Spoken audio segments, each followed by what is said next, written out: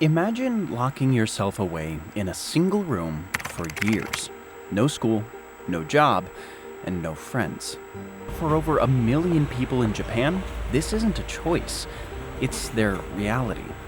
For some, this life is unimaginable, a world stripped of human connection, ambition, and opportunity. But for those who identify as hikikomori, it's an existence they've retreated into, often out of desperation, fear, or exhaustion. The term hikikomori refers to a phenomenon where individuals withdraw entirely from society for 6 months or more, confined to their rooms and cut off from the outside world. How does this happen? Is it just a symptom of Japan's rigid societal expectations, or is it a deeper, more universal cry for help? What does it feel like to live this way, trapped by both the walls of your home and the weight of your own mind? And most importantly, can they ever break free and rediscover their place in the world? These questions reveal not just the crisis of hikikomori, but the deeper, more universal struggles that push people to retreat from the world. Fear of failure, societal shame, and even broken systems play a part. Later in this video, we'll meet someone who lived through it, a personal story of isolation, recovery, and hope. But to truly understand why hikikomori happens, we need to first explore the cultural and societal pressures that make it so difficult to step outside again. Hikikomori refers to individuals who withdraw completely from social life, often remaining isolated in their rooms for 6 months or more. They avoid work, education, and interpersonal interactions, creating a world confined to 4 walls. Researchers estimate that over 1 million people in Japan, nearly 1% of the population, are affected. The Japanese Ministry of Health defines hikikomori as a state of social withdrawal where individuals rarely leave their home and isolate themselves for a prolonged period. However, experts suggest this is a global phenomenon, not limited to Japan alone. Let's start by exploring the cultural roots of hikikomori, where expectations and pressures collide to create an invisible prison for those who retreat. Japan's culture heavily emphasizes societal conformity, which can pressure individuals to meet high expectations in academics, career, and family roles. Failing to fulfill these societal norms can lead to intense feelings of shame, often driving individuals into isolation to escape judgment. The Japanese education system is known for its rigor and competitiveness, with high-stakes entrance exams and intense academic pressures. For some, the fear of failure is so overwhelming that they choose to withdraw entirely rather than risk perceived inadequacy. Bullying, or ijime, within schools is another significant factor, leaving some students feeling unsafe and leading to long-term isolation. Traditional family structures also play a dual role in the hikikomori phenomenon. Parents may unintentionally enable their child's reclusive behavior, hoping that time will heal their struggles. In Japan, the parasite single stereotype adds an additional layer of societal shame, especially as hikikomori individuals age and continue to depend on their families financially. The burst of Japan's economic bubble in the 1990s created a lost generation of young people who struggled to find stable employment. For some, the lack of economic opportunity led to feelings of hopelessness and retreat from society. While hikikomori is most commonly associated with Japan, studies have found similar cases worldwide. For example, in the United States, the phenomenon is observed among individuals with severe social anxiety or depression, leading to similar behaviors. South Korea reports a growing number of hikikomori-like individuals, often linked to high academic and societal pressures. In Spain, researchers have noted cases of young adults withdrawing from society due to economic uncertainty and unemployment, coining the term hikikomori internationally.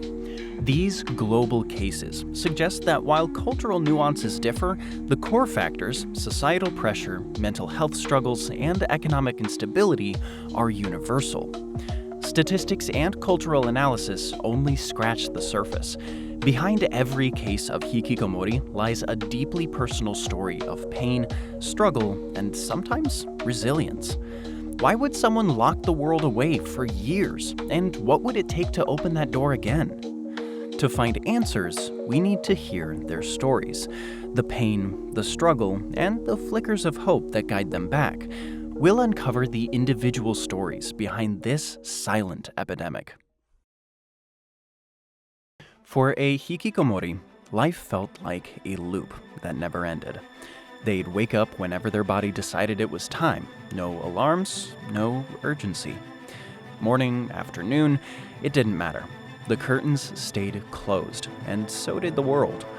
Their day started the same way every time, sitting at their computer, half-heartedly scrolling through their phones, sometimes applying for job listings. But each listing felt like a weight pressing on their chest. The thought of submitting an application, facing an interview, or starting a new job was overwhelming. Anxiety crept in, tightening its grip. Eventually, she'd give up and click on a YouTube video, one video turning into hours of distraction. Their room was a mirror of their mind, cluttered and overwhelmed. Water bottles scattered on the floor, dishes stacked on their desk, and a mountain of laundry spilling out of the basket.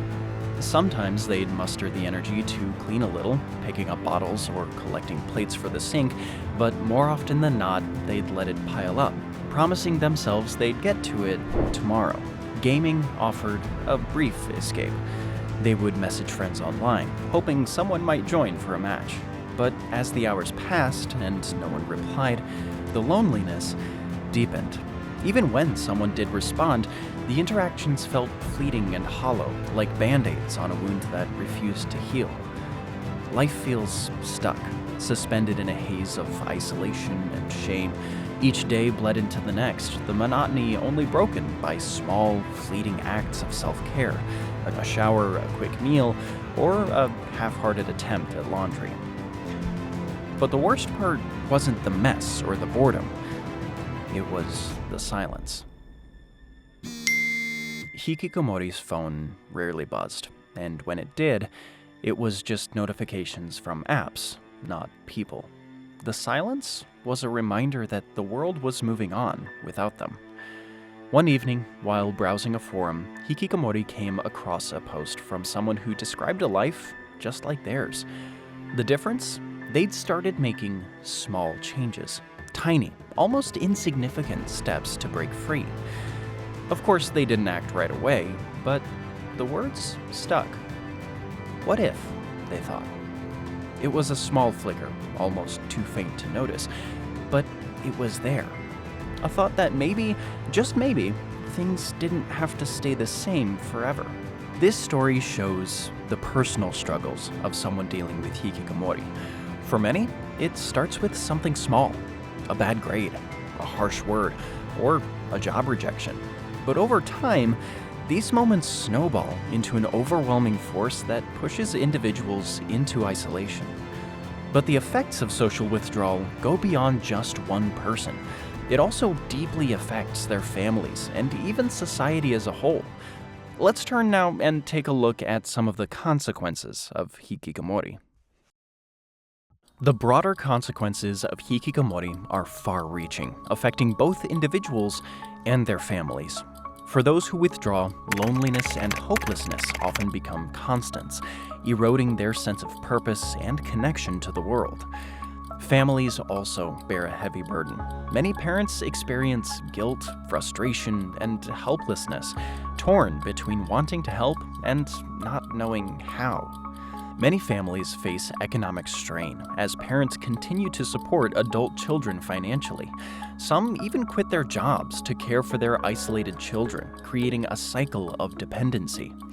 This has become known in recent years as the 80-50 problem in Japan, 80-year-old parents caring for their 50-year-old children. The stigma surrounding hikikomori adds another layer of suffering.